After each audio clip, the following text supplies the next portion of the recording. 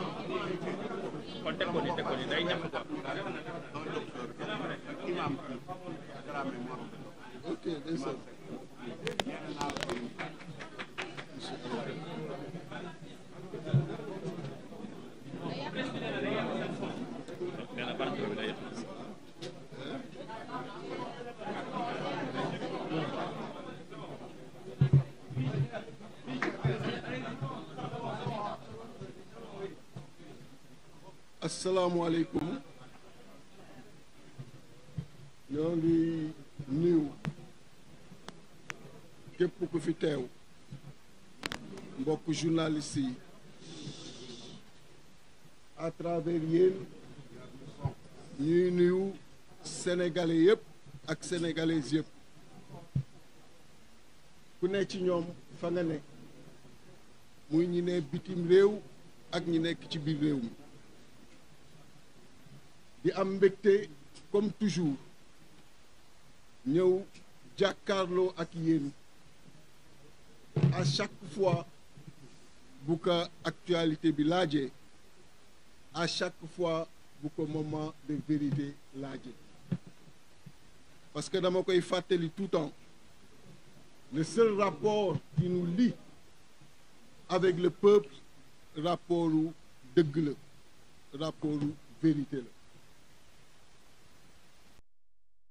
keroog jàkkaarloo ak askan wi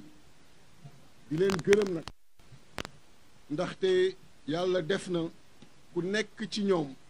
ñi mën a jot ci man ak ñi nga xam ni ci ñeneen lañu jot ñu ma jege à chaque fois ñoo ngi indi di wax seen cofeel di wax seen soutien di wax seen encouragement et bi ma mujj jàkkaarloo ak sénégalais yi cofeel boobu encouragement yooyu ak soutien yooyu kenn mënul xam na mu toll ñi ma ci jot a tontu maa ngi leen di gërëm ñi nga xam ni des fois daa raté appel yi raté message yi maa ngi leen di gërëm également di gërëm sénégalais yëpp réew mi moo nu ñor te lépp ci sunu dund dañu jël jox ko Sénégal yàgg naa koy wax di ko bamtuwaat ku def 20 ans d'opposition alors que bu la neexoon nga def leneen ndaxte képp ku fi jaar soxla na la dafa fekk ni jàpp nga tout simplement que waxtu yooyu jamono yooyu ak doxalin yooyu méngoowul ak sa gis-gis méngoowul ak li nga xam ni tey moom nga war taxawee pour Sénégal loolu moo waral 20 ans yooyu te 20 ans yooyu nga def wane nga bu baax a baax ni askan wi rek moo la ñor te ci loolu la ñuy wéyee ak fu nu mën a ne ak lu ñu def parce que askan wi mooy sunu raison d'entrer en politique askan wi mooy sunu raison de nous engager en politique yàlla def na bi ñu nekkee école polytechnique avant génn 4 mois avant lanu yàlla baaxee ñu am liggéey boobu génnaguñu sax suñu premier emploi mi ngi ñu fekk ñu nekk encore étudiant en 5e année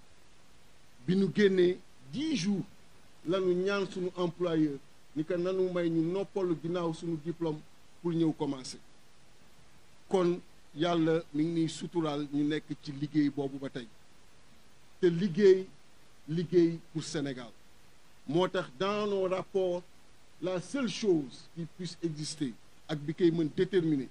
mooy ce qu'on partage en commun muy le pays la souffrance des Sénégalais l'espoir bi ñu am sur leurs dirigeants espoir bi ñu am ci ku ne ki nga xam ni tey da nga jóg bëgg taxaw seen wet nga mën tout temps fàtte sa bopp nekk ci ñoom li ñu bëgg bi ma fi mujjee ma ni leen ñëpp jaaxle ci que lu tax déggu leen ma gisu leen ma juróom benn weer yépp mooy j'ai voulu mettre à l'aise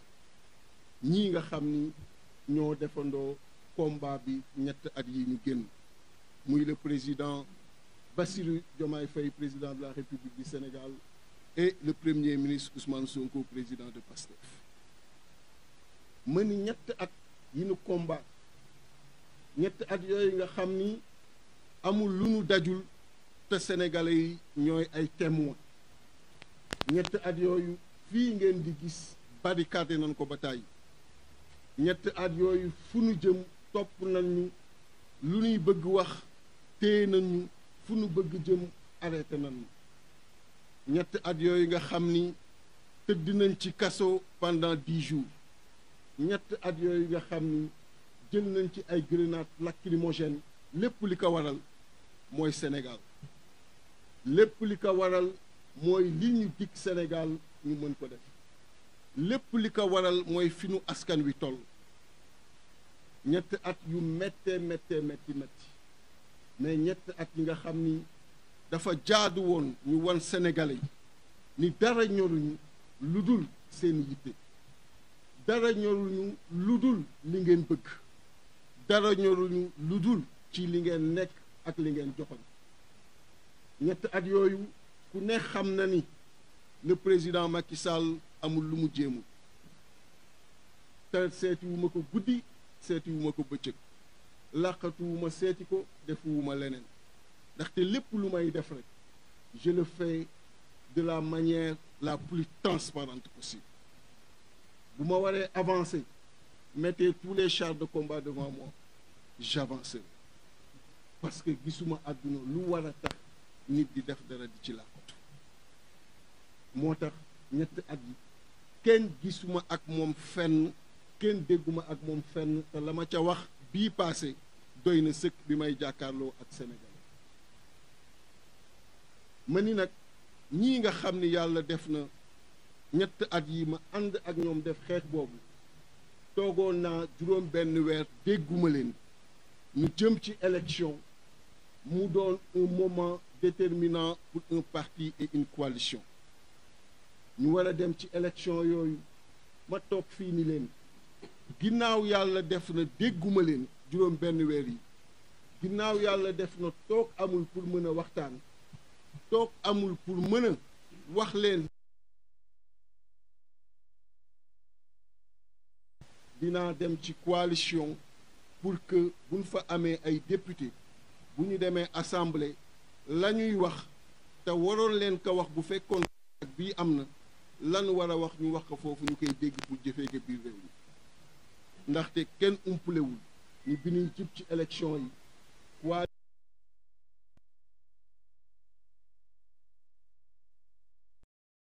taxawal un programme important pour que le Sénégal bon à vivre et beau à voir et kenn umpulewul qualité cadre yooyu nga xam ne ñoo ci liggéey. Donc lu ñu mel ci xam-xam lu ñu mel ci xalaat day baax nga koy mën di waxtaanee soit directement ak ñi nga xam ni tey jii nii ñoo fi ne, wala bu fekkee loolu amul nga mën par une autre voie di ko wax ñu koy dégg. Yàlla def na nag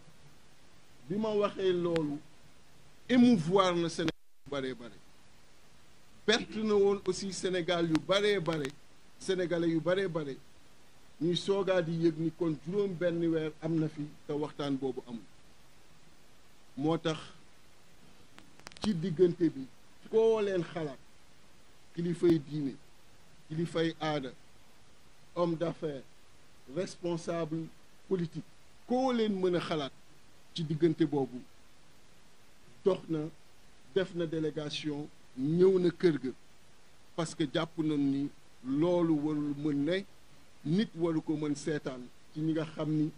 foo leen mës a gis leen ñoom ñaar, foo leen mës a gis leen ensemble, te lépp li ñu mës a bëgg mooy doxal Sénégal, lépp li ñu mës a bëgg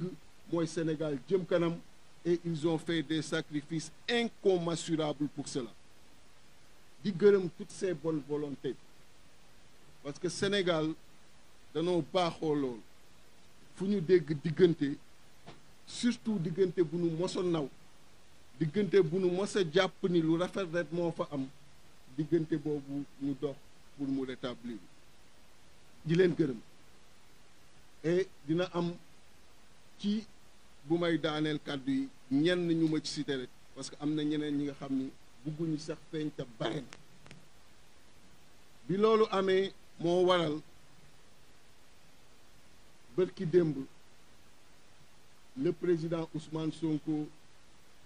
ñu toog waxtaan au Petit Palais, man ak moom ci biir salon seul pendant 2 heures de temps. Ñu def le tour du Sénégal. Pendant 2 heures de temps ñu def le tour des préoccupations yi nga xam ni moom la am pour Sénégal. Pendant 2 heures de temps ñu def le tour ci yéeneem bi mu am ci Sénégal. Mais li ëppoon solo en plus de loolu mu wax moo doon ma xool ndax ki ma xam toujours ci détermination pour le Sénégal et pour le combat des Sénégalais kooku moo fi ne ba tey. Ma gis exactement ni même nit ki ma mos a xam ci bëgg Sénégal, ki ma mos a xam ci taxawu Sénégal, ki ma mos a xam ci nekk ci ambition bi nga xam ni moom la ñu mos a partagé, nekk ci lu defar Sénégal ci jub,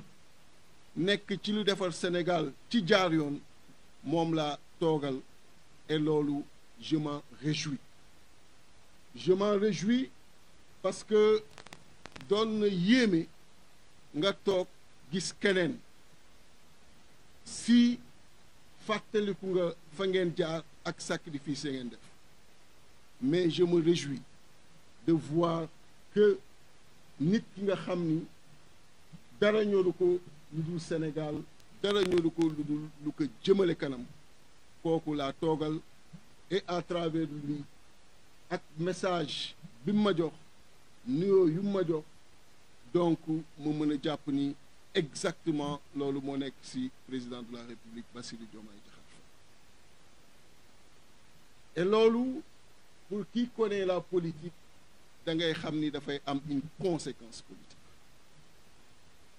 Et les choix politiques, il faut les faire en rapport avec Dieu, en rapport avec sa conscience et en rapport avec la volonté du peuple sénégalais. Et j'ai interrogé les deux. Déjà bi photo bi génnee rek gis ngeen comment ça a été accueilli par les Sénégalais. Comment cette photo a été accueillie par les Sénégalais. Et mu gën ma conforter ci idée bi ma mos a am ci sénégalais mooy danoo bëgg lu rafet, danoo bëgg lu baax, danoo bëgg surtout diggante yu nu naw toujours muy des, toujours muy gën di consolider wu. Et ma leen ciy gërëm bu baax a baax parce que Sénégal nag defar ko moom loo ci mën a dégg mooy àndandoo rek, defar ko loo ci mën a dégg mooy rafetal mu rafet rek. Et bi photo bi génne gis naa au niveau national inter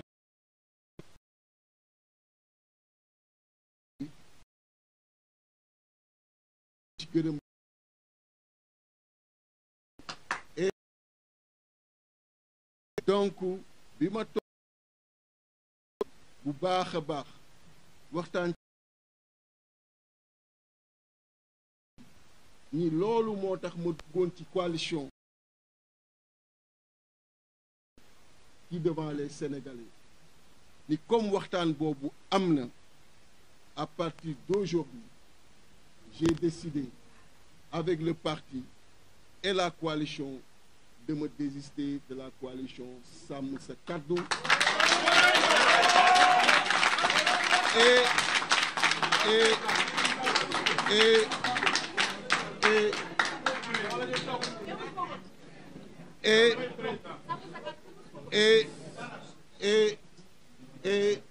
di engager tout le parti, toute la coalition, tous les sympathisants, ñoom ñëpp fu nu mën a ne. Ça peut être douloureux pour certains, ça peut être très douloureux pour certains parce que xam naa ni jotoon nañu sore ci biir comme pour man nii d'ailleurs, mais di leen engager fépp fu ñu mën a ne à faire une translation vers les comités électoraux yi nga xam ni Pastef taxawal na ko, mais également engager le combat pour une large majorité.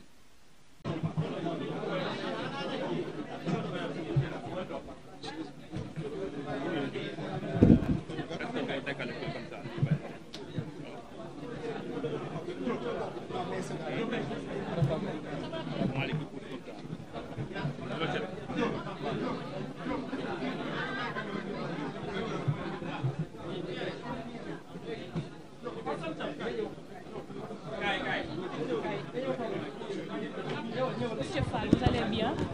Ça va? Alors, c'est moi qui vous appelais hier. Je vous ai envoyé tout à l'heure un message. Ça va? Ça va? On va attendre jusqu'à que tout ça se termine. Oui, mais bon, je n'ai pas aujourd'hui. Ah, d'accord, il n'y a pas de souci. D'accord, Inch'Allah. Ok.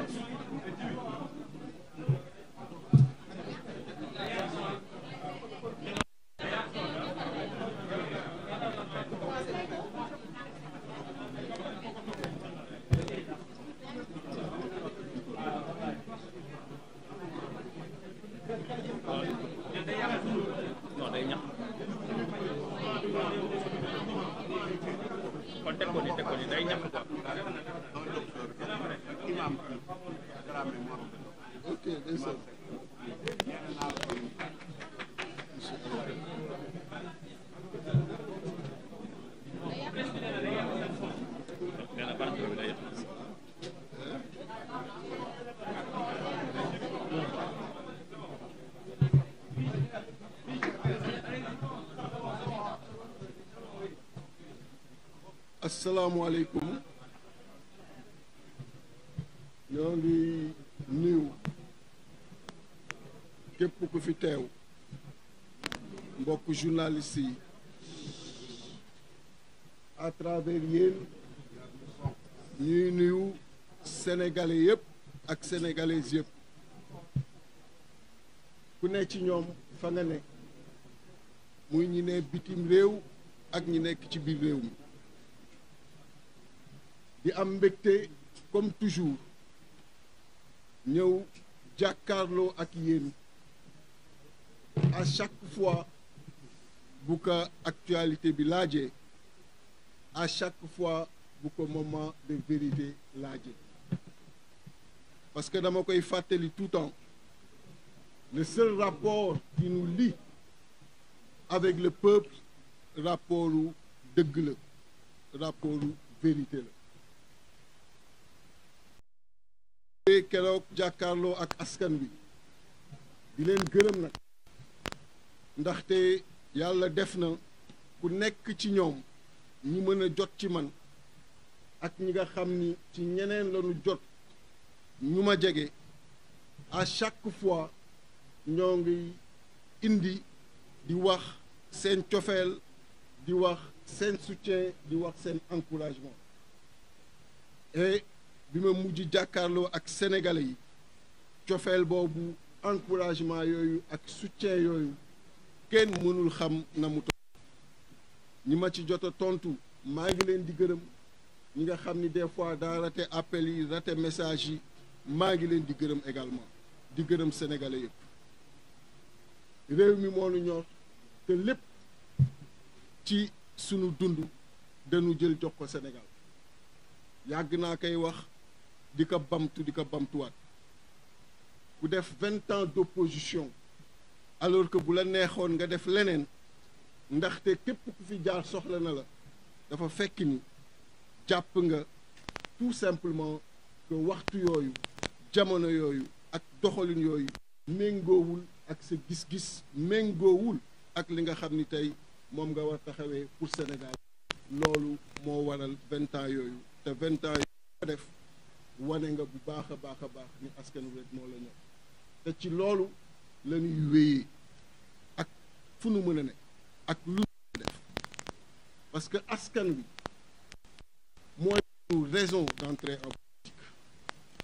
askan wi mooy sunu raison de nous engager en politique yàlla def na bi ñu nekkee école polytechnique avant génn 4 mois avant lanu yàlla baaxee ñu am liggéey boobu génnaguñu sax suñu premier emploi mi ngi ñu fekk ñu nekk encore étudiant en 5e année bi ñu génnee 10 jours lanu ñaan suñu employeur ni que nanu may ñu noppalu ginnaaw suñu diplôme pour ñëw commencer kon yàlla mi ngi niy suturaal ñu nekk ci liggéey boobu ba tey te liggéey pour Sénégal moo tax dans nos rapports la seule chose qui puisse exister ak bi koy mën déterminer mooy ce qu'on partage en commun muy le pays la souffrance des Sénégalais l'espoir bi ñu am sur leurs dirigeants espoir bi ñu am ci ku ne ki nga xam ni tey da nga jóg bëgg taxaw seen wet nga mën tout temps fàtte sa bopp nekk ci ñoom li ñu bëgg bi ma fi mujjee ma ni leen ñëpp jaaxle ci que lu tax déggu leen ma gisu leen ma juróom benn weer yépp mooy j'ai voulu mettre à l'aise ñii nga xam ni ñoo defandoo combat bi ñett at yi ñu génn muy le président Bassirou Diomaye Faye président de la République du Sénégal et le premier ministre Ousmane Sonko président de PASTEF ma ni ñett at yi ñu combat ñett at yooyu nga xam ni amul lu nu dajul te sénégalais yi ñooy ay témoins ñetti at yooyu fii ngeen di gis barricade nañ ko ba tàyyi ñetti at yooyu fu nu jëm topp nañu lu ñuy bëgg wax téye nañu fu nu bëgg jëm arrêté nañu ñetti at yooyu nga xam ni tëdd nañ ci kaso pendant 10 jours ñetti at yooyu nga xam ni jël nañ ci ay grenades lacrymogènes lépp li ko waral mooy Sénégal lépp li ko waral mooy li ñu dig Sénégal ñu mën ko def lépp li ko waral mooy fi nu askan wi toll ñetti at yu méttee métti mais ñetti at yi nga xam ni dafa jaadu woon ñu wan Sénégalais yi ni dara ñoruñu lu dul seen yitte dara ñoruñu lu dul li ngeen bëgg dara ñoruñu lu dul ci li ngeen nekk ak li ngeen joxoñ ñetti at yooyu ku ne xam na ni le président Macky Sall amul lu mu jéemul te seetiwuma ko guddi seetiwuma ko bëccëg làqatuwuma seeti ko defuwuma leneen ndaxte lépp lu may def rek je le fais de la manière la plus transparente possible bu ma waree avancer mettez tous les chars de combat devant moi j'avancerai parce que gisuma àdduna lu war a tax nit di def dara di ci làqatu moo tax ñetti at yi kenn gisuma ak moom fenn kenn dégguma ak moom fenn te la ma ca wax bii passé doy na sëkk bi may jàkkaarloo ak Sénégal ma ni nag ñii nga xam ni yàlla def na ñetti at yi ma ànd ak ñoom def xeex boobu toogoon naa juróom benn weer dégguma leen ñu jëm ci élection mu doon un moment déterminant pour un parti et une coalition ñu war a dem ci élection yooyu ma toog fii ni leen ginnaaw yàlla def na dégguma leen juróom benn weer yi ginnaaw yàlla def na toog amul pour mën a waxtaan toog amul pour mën a wax leen dinaa dem ci coalition pour que buñ fa amee ay député bu ñu demee assemblée la ñuy wax te waroon leen ko wax bu fekkoon ak bii am na lan war a wax ñu wax ko foofu ñu koy dégg pour jëfee ko biir réew mi ndaxte kenn umpulewul ñu bi ñuy jub ci élection yi waa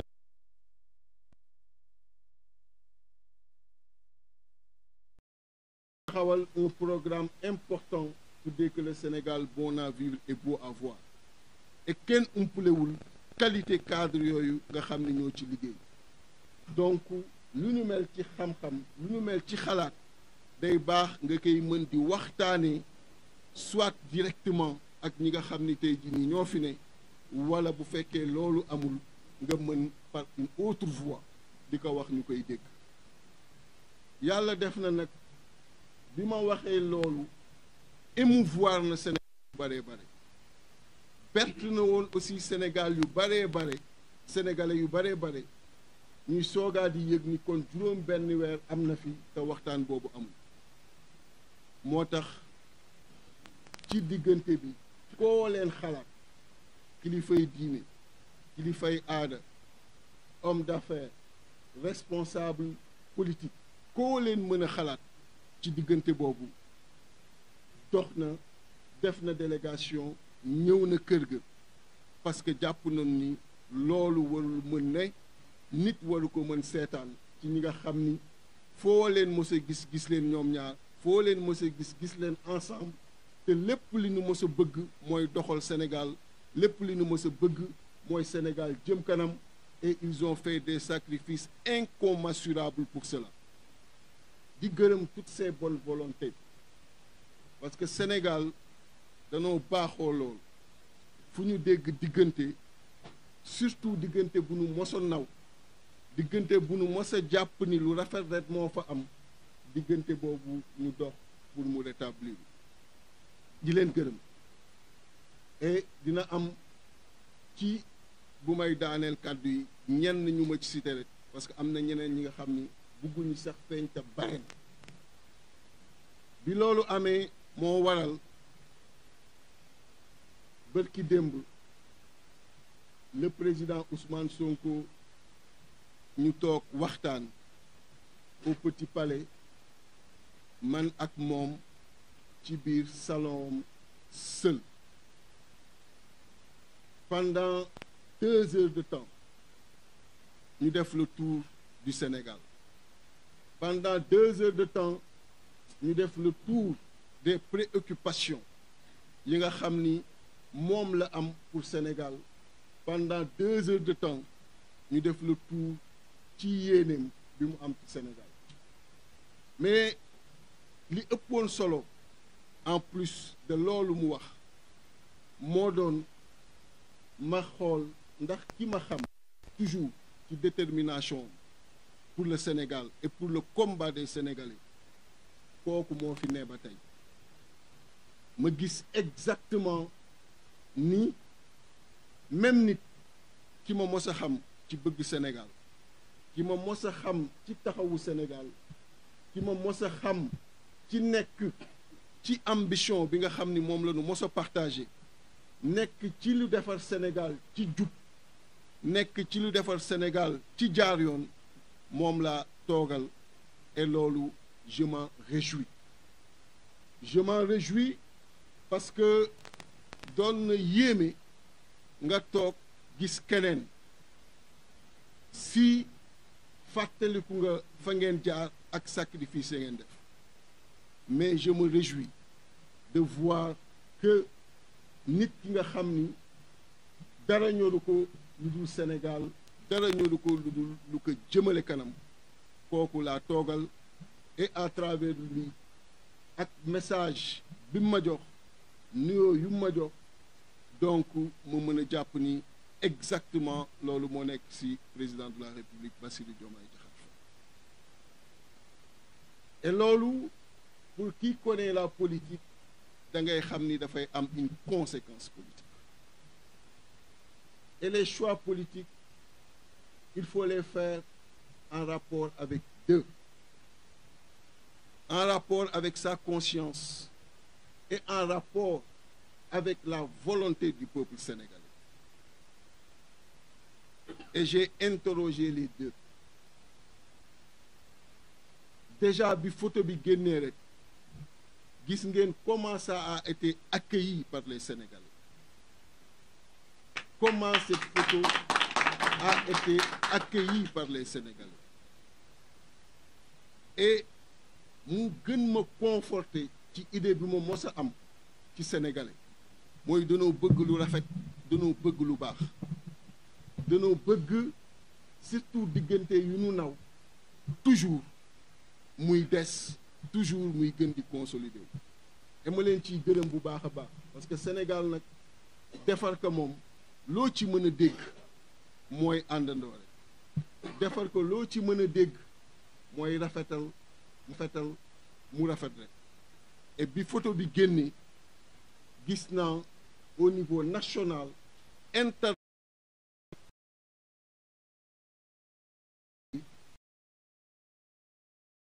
ci gërëm et donc bi ma toog bu baax a baax waxtaan ni loolu moo tax ma duggoon ci coalition qui devant les Sénégalais ni comme waxtaan boobu am na à partir d'aujourd'hui j'ai décidé avec le parti et la coalition de me désister de la coalition Sàmm Sa Kàddu et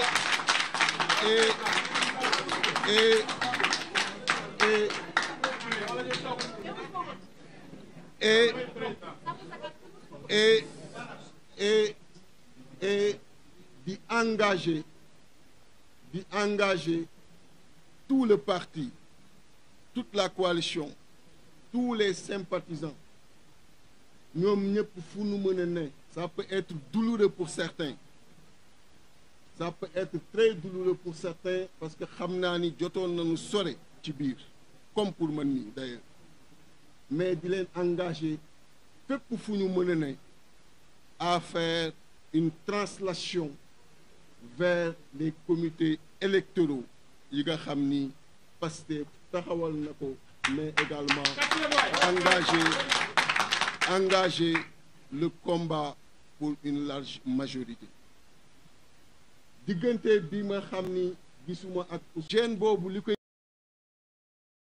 respect bi ma am ci ñi ma nekkal mais également respect bi ma am ci sama conscience parce que daa dem ci mbir ba ci biir sentir ni loolu c'est intérieur sentir ni quelque part am na lu lay gêner pour nga mën a ñëw taxaw lii nga xam ni moom ngeen xeex ñetti at yi nga ñëw taxaw ni yaa ngi koy combattre gêne boobu leen la gêne bi nga xam ni kii nga àndal ñetti at yi wax nga lu ne ci moom devant sénégalais yi ñaanal nga ko fu ne ñu gisaat dara amul seen diggante sénégalais yi amul dara lu mu jàpp seen diggante mu gêné ma fi ma jógee parti bi ma nekkoon ku ne xam na ni même ba ma fa jógee amul un seul mot bu ma mën a yëkkati tekka ca kama àndaloon parce que loolu quand même dafa ne ci man moo tax au fur et à mesure ma avancé au fur et à mesure gêne boobu di ma habité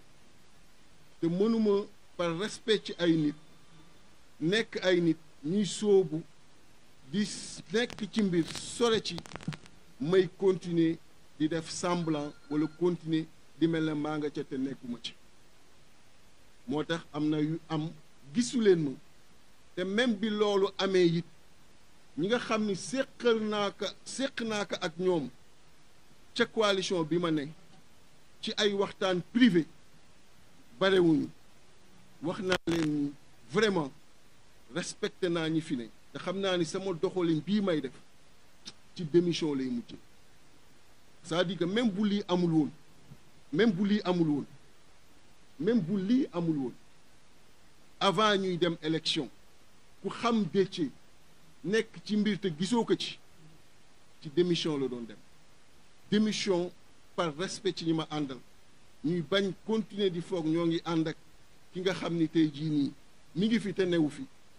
mais aussi par respect pour les Sénégalais nekk ci mbir te fesoo ci bu dul woon sax toog ak Ousmane ci foofu la doon mujjee ndaxte ku ne xam na ni lu ma ne rek je suis à 100% dedans bu ma demee ba am ci gêne rek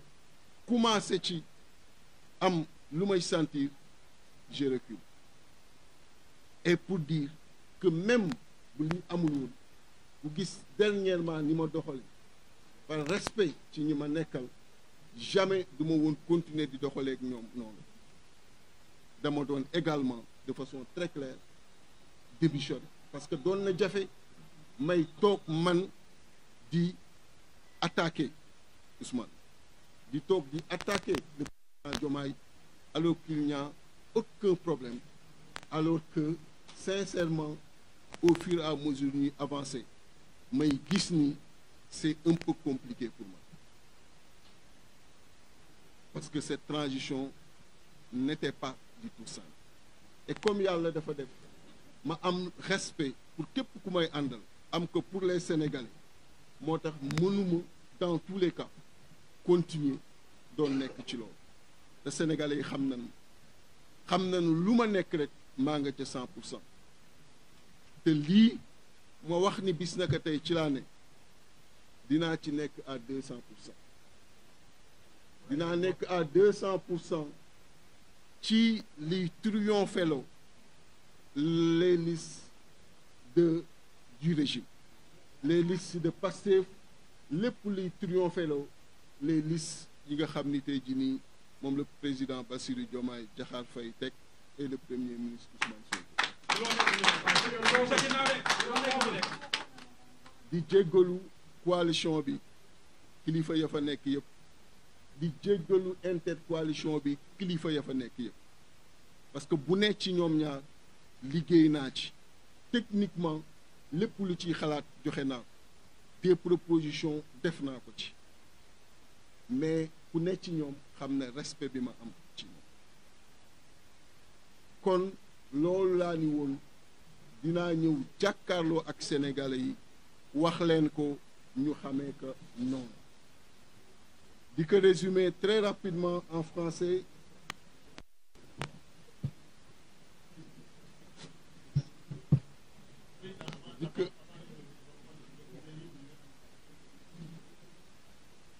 dëgg la di gërëm bu baax délégation ya fa ñëw yëpp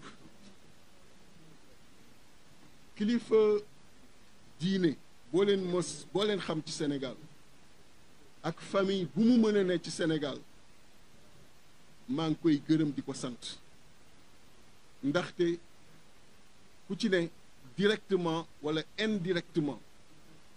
woote nga wala yabal nga ña nga xam ni ñoom nga xam ni am nañu ay relation ak man et ñooñu bare nañu mënuma ñoom ñëpp lim leen et vraiment di gërëm bu baax Serigne Moussa Mbacké Nawel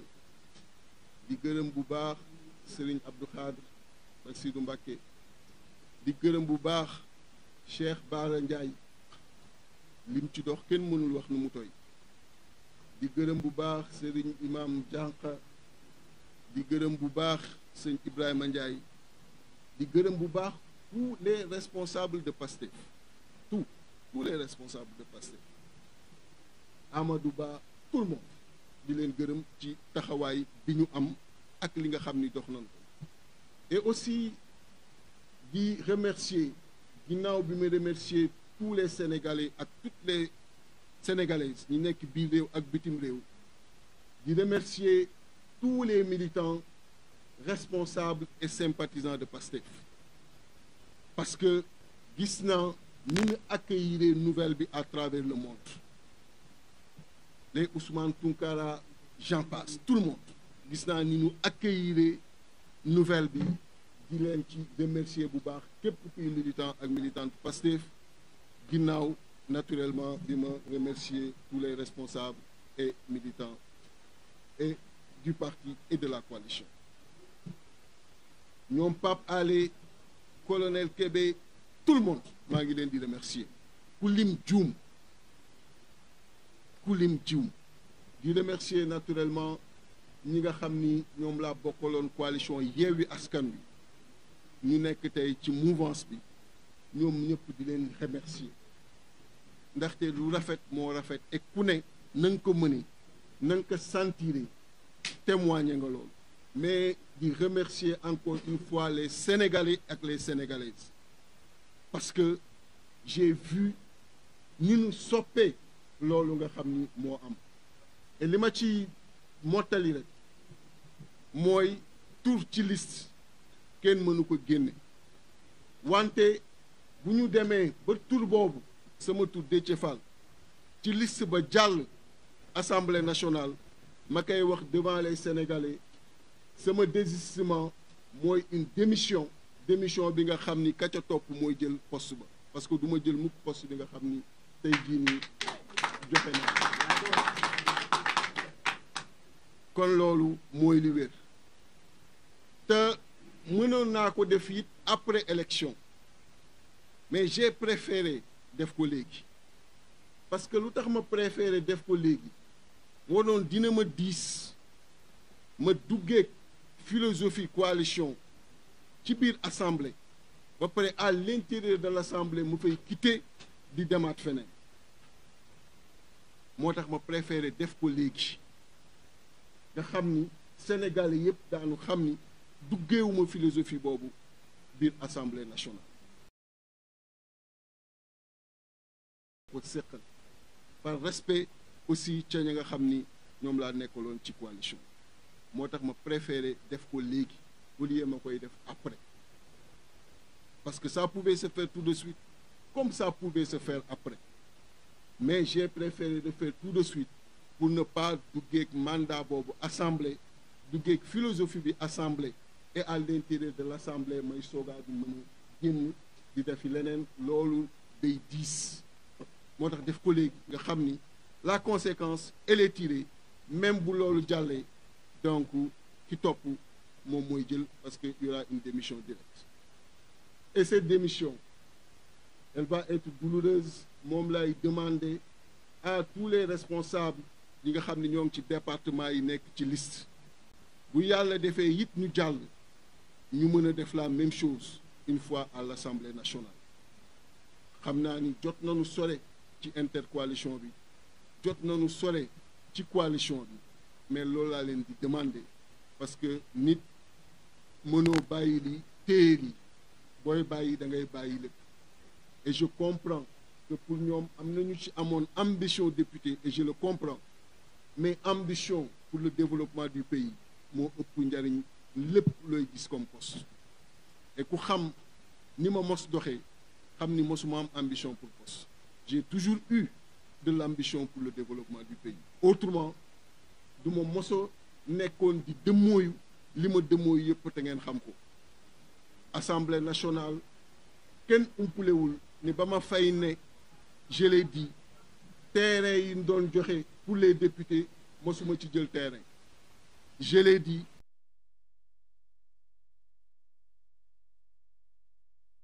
dans un compte bi nga xam ni ci Sénégalais yi la doon jëm intégralement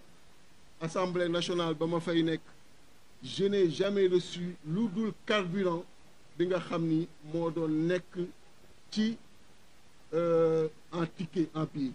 mais carburant bi doon jëm ci carte électronique dafa am ku ma ko déjee woon je l'ai jamais pris pour dire que mon engagement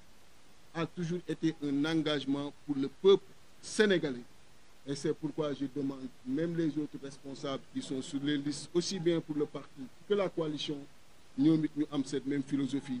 détourner wu de cela et rester seulement ci préoccupation peuple sénégalais bi aux côtés du président Bassirou Diomaye Diakhar Faye et aux côtés de mon ami et frère le premier ministre Ousmane Sonko ñu tabax Sénégal te nag lépp luy expertise lépp luy disponibilité lépp luy sérieux lépp luy rigueur dans la conduite des affaires c'est ça qu'on veut mettre à la disposition du pays et à la disposition de ses nouveaux dirigeants parce que li ma gëm mooy Sénégal war naa mën a nekk war naa mën a yegg fépp fu beneen réew yegg on a les ressources humaines qu'il faut on a les ressources naturelles qu'il faut on a également lépp li nga xam ni mooy koom-koom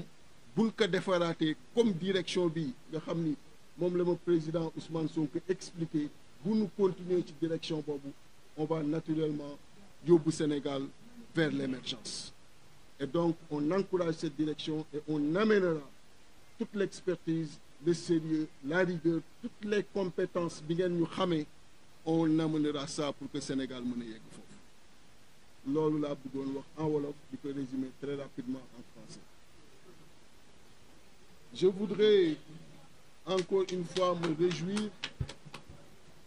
de cette forte présence des journalistes et à travers vous transmettre mes salutations à tous les Sénégalais et à toutes les Sénégalaises d'ici et de la diaspora qui nous suivent en direct ou qui après nous suivront et leur dire que c'est un immense plaisir encore une fois de me mettre devant eux. Notre engagement politique, vous le connaissez déjà, c'est un engagement basé sur la recherche continue, permanente, de solutions aux préoccupations multiples qui assaillent nos compatriotes au quotidien. Nous avons fait 20 ans dans l'opposition du simple fait que nous avons toujours pensé que les orientations, les politiques présentées, défendues par ceux qui étaient là n'étaient pas du tout conformes à notre vision et à notre approche par rapport à la politique et au développement de façon générale du pays. Ces 20 ans d'opposition nous ont permis, à travers les tournées que nous avons faites, davantage de comprendre les Sénégalais de vivre avec eux, de vivre leurs difficultés, de partager ces difficultés avec eux dans les coins les plus reculés du pays. Et ces 3 dernières années, nous avons été dans une coalition qui s'est appelée la coalition Yewwi Askan Wi. Tout le monde se souvient des combats que nous avons menés dans la douleur, mais dans la détermination. Des combats que nous avons menés pour la consolidation de la démocratie, pour l'état de droit, mais également pour un Sénégal bon à vivre et beau à voir, que certains de nos cadres, aussi bien du parti que dans la coalition, ont eu à élaborer avec le responsable des cadres ici présent, le polytechnicien Abdourahmane Sarr. Et pendant ces 3 dernières années, un rapprochement autour de ces valeurs a existé entre moi et le président Ousmane Sonko. Au cours de ces 3 dernières années, ce siège qui vous reçoit aujourd'hui a été à plusieurs reprises barricadé. Nous avons été par moments torturés et même emprisonnés. J'ai fait 10 ans de prison dans ce combat-là. J'ai inhalé énormément de gaz lacrymogène, mais ça ne m'a pas amené à fléchir, ça ne m'a pas amené à reculer. Au contraire, j'ai toujours été au devant et j'ai toujours fait face à toutes ces persécutions. Et elles ont été nombreuses, celles connues et celles encore méconnues des Sénégalais et des Sénégalaises. Après cela, et après la victoire du régime actuel qui a permis au président Bassirou Diomaye Diakhar Faye d'être le président de la République du Sénégal, j'ai préféré observer un moment de silence pour ne pas gêner les tenants du pouvoir, pour observer, pour regarder se dérouler devant moi tout ce qu'ils avaient promis, mais également se dérouler devant moi leur vision, les ambitions qu'ils ont pour notre cher pays. Et quand je me suis présenté la dernière fois devant vous, des moments de vérité que j'adore et que j'inscris dans mes relations avec le peuple sénégalais, lorsque je me suis présenté la dernière fois devant vous, et dans cet exercice de vérité, j'ai clairement dit que ça faisait 6 mois que je n'avais pas de contact ni avec le président de la République, ni avec son premier ministre. Par la suite, énormément de bonne volonté se sont mobilisées. J'ai reçu pas mal de délégations à la maison. J'ai reçu pas mal de médiateurs venant des responsables religieux, responsables moraux de façon générale que nous avons dans ce pays-là, pour faire en sorte que cette relation qu'ils ont tant adorée puisse se maintenir. Et c'est ce qui a fait que la dernière fois, avant-hier plus précisément, vous nous avez vus avec le président Ousmane Sonko, Premier ministre du Sénégal, président de PASTEF, au Petit Palais, en entretien pour parler du pays. Et il a profité de cette occasion pour présenter encore une fois toutes les ambitions qu'il a pour ce pays-là, toute la vision que le président de la République a pour ce pays-là et qu'il a la mission de conduire, mais également tout l'élan de transparence dans la conduite des affaires, mais son ouverture et sa disponibilité dans ce chantier-là à se faire accompagner par tous les Sénégalais. Et ça m'a permis encore une fois de constater que celui que j'avais toujours connu ces 3 dernières années dans les combats et les moments les plus difficiles, ces combats qui nous ont menés un peu partout, qui nous ont privés de beaucoup de liberté, ça m'a permis de voir que c'est le même homme que j'ai retrouvé avec les mêmes ambitions pour ce pays. Et naturellement, lors de ce dernier exercice, j'avais dit que c'est parce qu'il n'y avait pas de contact depuis lors et qu'on allait vers des élections législatives, étant responsable d'un parti et d'une coalition, il était de mon devoir de me mettre dans une coalition pour que ce que j'avais à lui dire, si ce contact était là, à travers les députés qu'on allait avoir à l'Assemblée,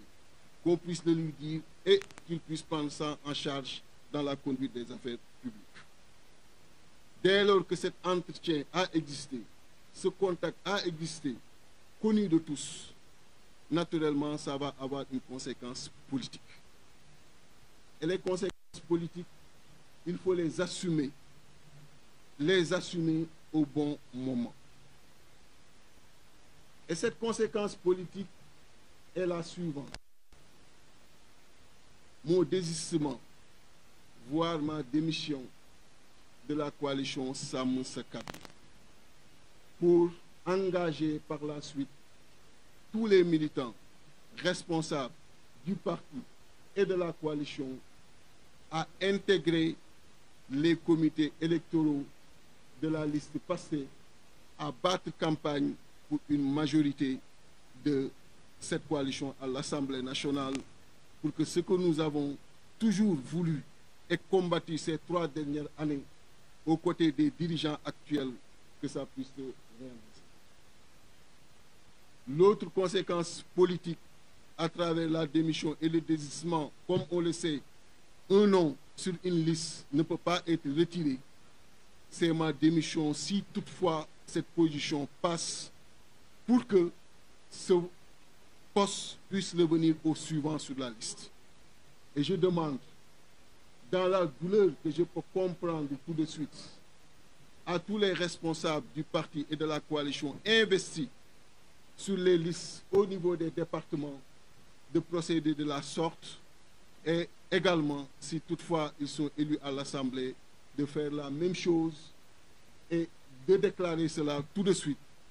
parce que c'est beaucoup plus conforme de le faire tout de suite ou de le faire après, selon mon approche des choses. Il est beaucoup plus facile pour moi de ne pas entrer avec la philosophie d'une coalition qui t'a fait venir et de les quitter après, que de les quitter tout de suite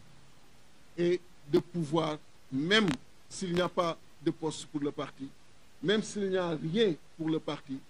de rester conforme à son engagement par rapport au peuple. Parce que mon engagement par rapport au peuple, je l'ai dit la dernière fois. J'ai dit, si ce contact était établi, ce qu'on allait chercher à l'Assemblée nationale, on allait le lui dire directement. Comme ce contact est établi, ce qu'on va chercher à l'Assemblée, on le retire pour le lui dire directement. Donc, c'est ça que j'avais dit au Sénégal. Et c'est ça la cohérence que je veux que tout le monde maintienne, même si c'est dans la douleur, au niveau des départements, qu'on reste dans cette cohérence.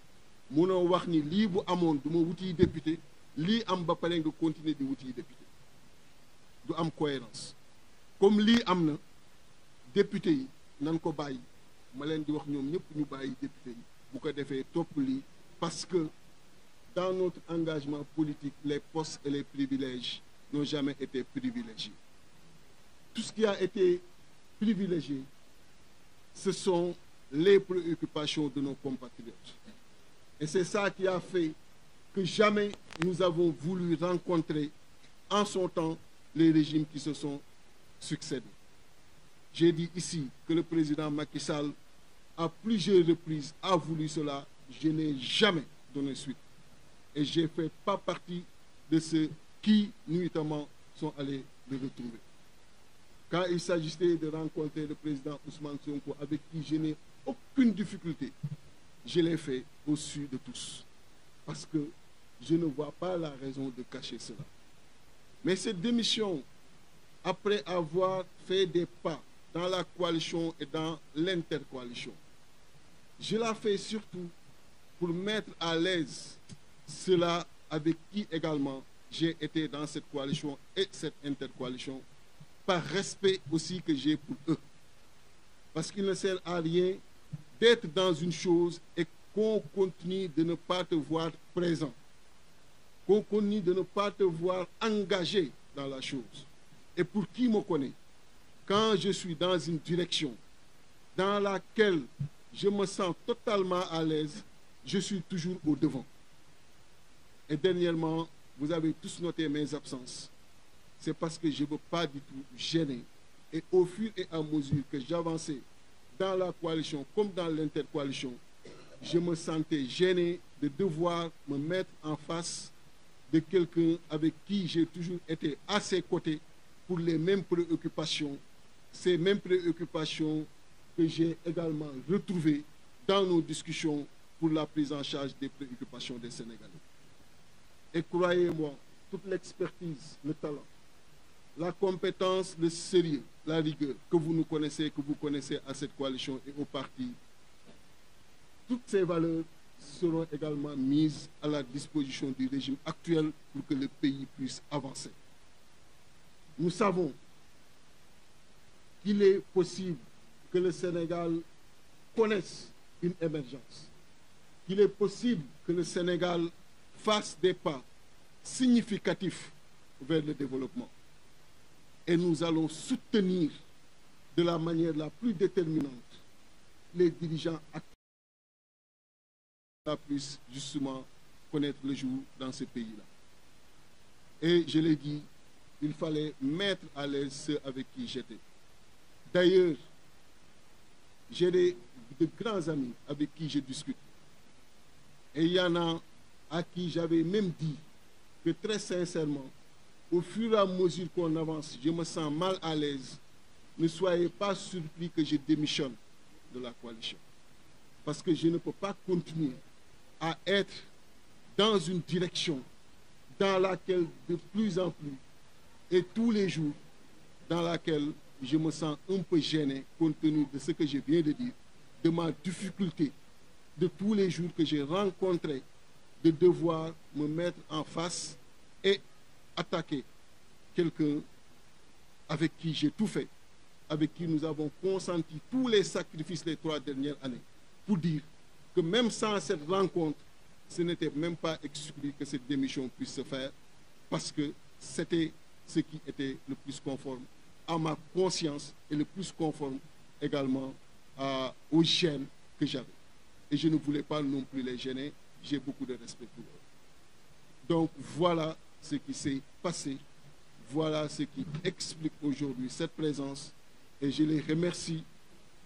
tous ceux avec qui j'ai été. Je leur souhaite également une très bonne chance et je demande aujourd'hui, ceux avec qui je suis maintenant, que tous les militants, responsables, sympathisants se mobilisent pour le triomphe de leur liste, se mobilisent pour une grande majorité pour qu'ensemble on puisse bâtir le Sénégal, pour qu'ensemble on puisse donner un mandat honorable au président de la République et un mandat honorable au Premier ministre Ousmane Sonko, et finir par remercier toutes ces bonnes volontés. Je ne pourrais pas toutes les citer, elles sont nombreuses, les délégations, elles ont été multiples à se succéder chez moi, ici également au niveau du siège, des délégations constituées de religieux, de responsables moraux de façon générale, et c'est le lieu de remercier Serigne Moussa Mbacké Nawel, de remercier Serigne Bass Abdou Khadre, de remercier Cheikh Bara Ndiaye qui a joué un rôle déterminant, Colonel Kébé, de remercier Amadou Ba de Pastef, tous les responsables de Pastef, mais aussi de remercier tous les militants de Pastef et les sympathisants de Pastef. J'ai vu comment ils ont accueilli cette nouvelle. Ousmane Tounkara, tous ceux qui se sont manifestés de façon déterminante et qui ont également exprimé leur totale satisfaction quand ils ont eu la nouvelle de cette rencontre. Et dire combien j'ai été ému par l'accueil que les Sénégalais ont également fait de ces retrouvailles. Remercier également Pape Alé, remercier le doyen Baratal, polytechnicien ancien, mais tous les hommes d'affaires, chefs d'entreprise qui se sont mobilisés et qui ont envoyé des délégations. Il y en a qui ne veulent pas être cités et ils sont nombreux. Et vraiment les remercier. Remercier encore une fois les Sénégalais et les Sénégalaises et vous dire que je serai toujours à votre disposition. Je serai toujours dans l'orientation de la prise en charge de vos préoccupations. Je serai toujours dans la défense de vos intérêts et cela ne me quittera jamais. Et je suis fort heureux, après la rencontre que j'ai eue avec le président Ousmane Sonko, de voir et de confirmer effectivement qu'il est dans ces mêmes dispositions, ces dispositions qu'on a partagées ensemble, et je souhaite qu'ensemble on puisse réussir cette mission, et j'ai grande foi qu'il le réussira. J'ai grande foi que le président de la République réussira cette mission, et on mobilisera tous les talents, toute l'expertise pour que justement ça se passe dans les meilleurs délais. Je vous remercie et à bientôt.